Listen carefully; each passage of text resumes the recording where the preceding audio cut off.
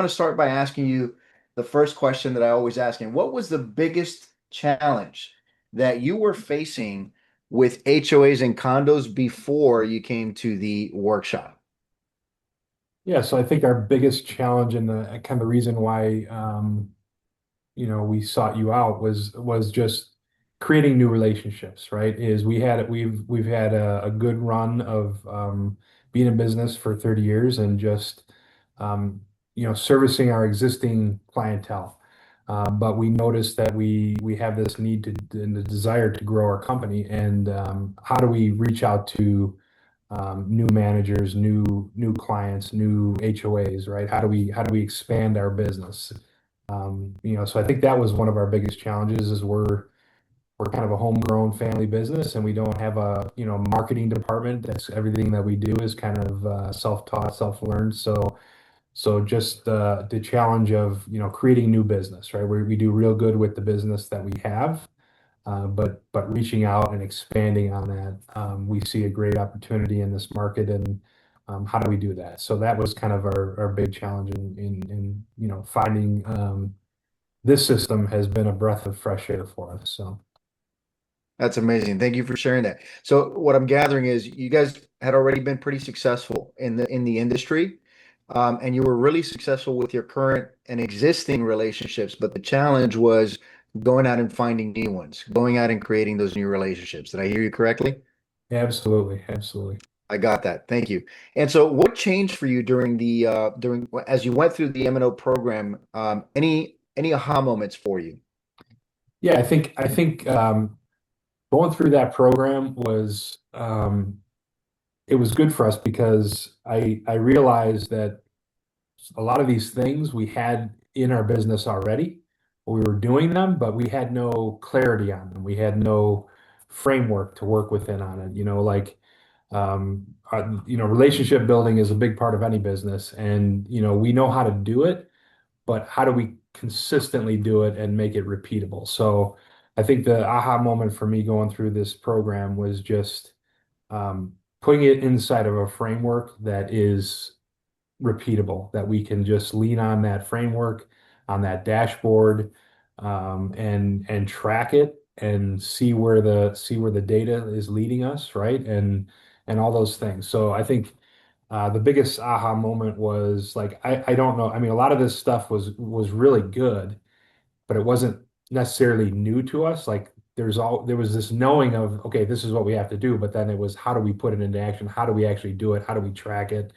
And that's what the aha moment for me was in going through this program, is that, it gave us that framework to live within, um, and do this stuff that we already kind of know how to do, but just to put it into clarity and intentionality of how we do it, right? So I think that piece of it was probably the big aha moment for us.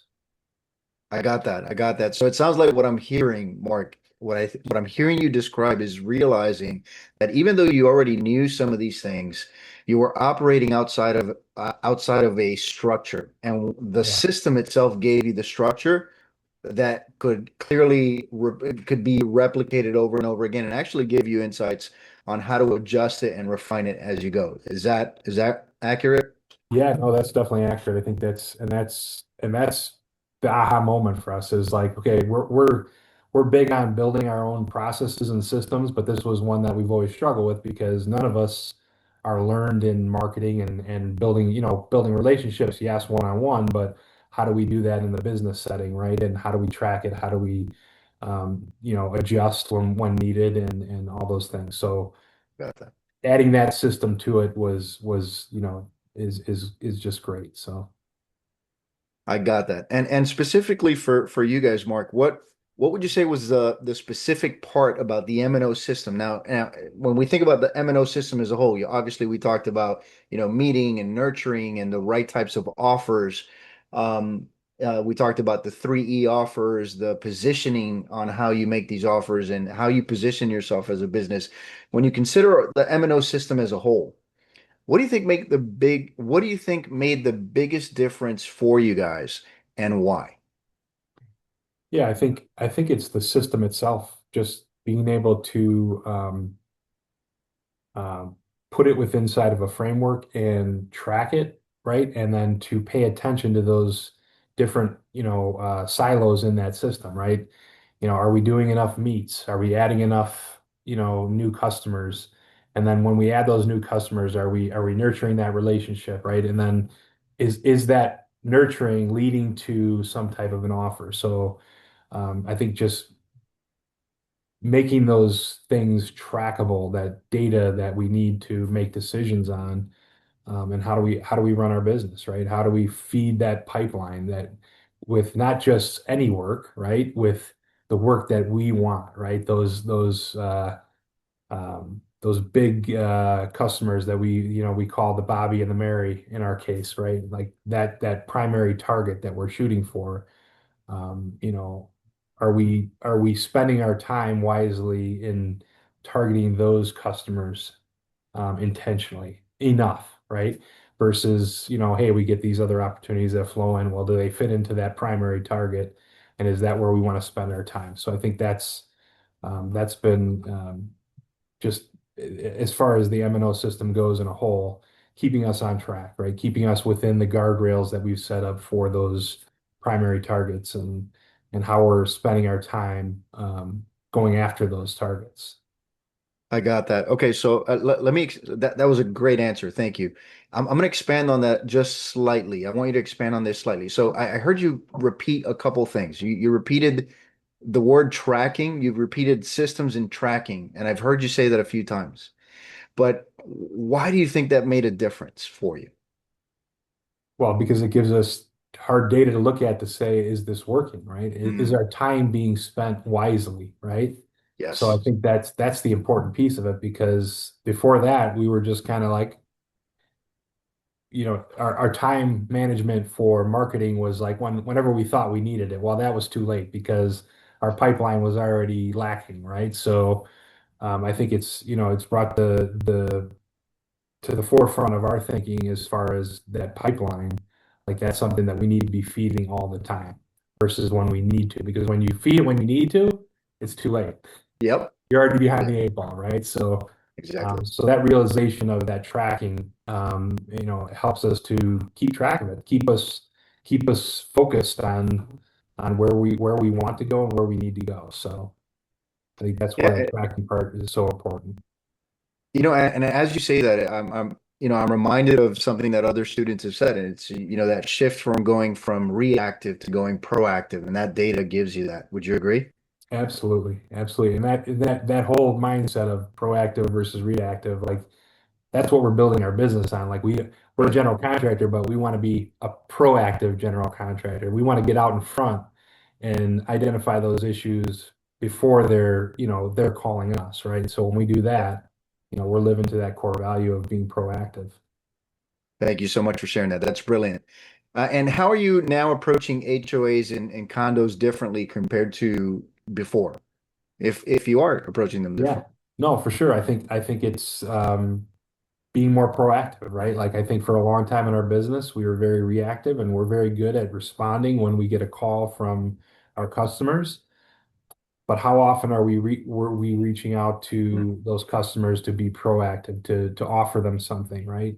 Being there when they need us is important, but being there when they're not necessarily thinking about us because they don't have a need, is also important too, because I think that feeds into that I need these guys more than I thought I did, right? So I think it's just changed that mindset of being more proactive with our current customers, but then also how we reach out to new relationships, right? So Excellent. I think I sort of set you up for that answer without without even eat me up. realizing. Yeah. But thank you. I appreciate it. Now, if someone, from your perspective, Mark, if you were to talk to someone that was on the fence about joining this M&O program and you know this would make a difference for them, what would you tell them? Yeah, I would say just get in there and start getting dirty. Get your hands dirty. Get in there and learn it because, like I said, this was something that we've built our business around for many many years. Being in business for 30 years, like we knew the recipe for success on how we create a relationship and keep a relationship. But but what it brought light to for us was how do we multiply that and keep that trackable, right? So I think just getting in there and getting it done, and that this for this particular market, right? HOA, um, COA type work, it's the most important piece of that, building that business because we know that we get in with and we've got several of them now that we have a property manager we do business with. Well, we know they've got multiple properties if they're a portfolio manager, right? So it's one relationship that covers five or six different customers, right? Five or six different streams of revenue that can come in through that one relationship. So operating at a lesser behind the scenes back office type model for us, the less amount of relationships with the more customers makes sense, right? Because we don't need 30 people to manage, 300 relationships, right? We need a few people to manage few relationships, but a lot of customers. So I think that's what I would tell somebody, like just get in there and get in there and learn it because it's not only a system that is good for this business, but it's a system really that is good for your life, right? And how you treat those relationships in your life. So I think if you can understand relationship, you can be successful in any walk of life, in any business. So get in there and do it. Brilliant. Thank you so much, Mark. That's great. And what surprised you the most about the workshop itself or about the program? Yeah, I think what surprised me the most about it was how it felt like home for me Mm. because like I already kind of knew a lot of the stuff, but it was like, oh, that hurt a little bit because I'm not doing enough of that. I'm not doing enough of that. I'm not doing enough of that. So the accountability piece for me of kind of going into it, already being in this business in this sector for a long time, um, knowing the important things of this business, but then bring it to my awareness that, oh boy, I need to pay more attention to this area or this area or this area because we're not like we're sustaining, but we're not growing, right? So to grow, we need to get just keep working in that system that Mm. meat nurture offer system. So I think that was a surprising thing for me how much it felt natural, but also the poke of, boy, you're not doing enough of this. You need to pay more attention to it, right? So So if I'm hearing you correctly, it's sort of it was sort of kind of taking a look in the mirror a little bit. It was served as a bit of a something to reflect on in terms of the fundamentals that we're practicing in business. So is that did I get that? yeah, absolutely. Yeah. And one of the things that I've realized in business, we all get in trouble when we stop practicing the fundamentals and we start chasing the tactics and the shiny objects. So, a lot of business problems are fundamental problems. Yeah. And I've had to learn that myself in business, but it's interesting because I see that even in established and successful operators and business owners like yourself, Mark. So thank you for sharing that. That's actually very insightful. Thank you. And the last question I really have is, do you feel more confident now that you've gone through the program, about landing more HOA condo deals, more new relationships? And if so, why? Yeah, I think the confidence resides in kind of living inside the framework, right? Living inside that tracking sheet, that scoreboard, if you will. Again, using that as the mirror of my work, right? My time. Am I spending the time in the system because the system works, right? But you have to commit to it and stay inside of it. So I think it's yeah, that's it. Like, having that system, having that accountability piece, having that mirror kind of looking back at me of where I'm spending my time and where I need to spend more of my time. I think those are important things. I got that loud and clear. Thank you so much for sharing that, Mark. You've been great. You've been an amazing person to work with as well. And I really appreciate your time today. Thank you. Absolutely. Not a problem.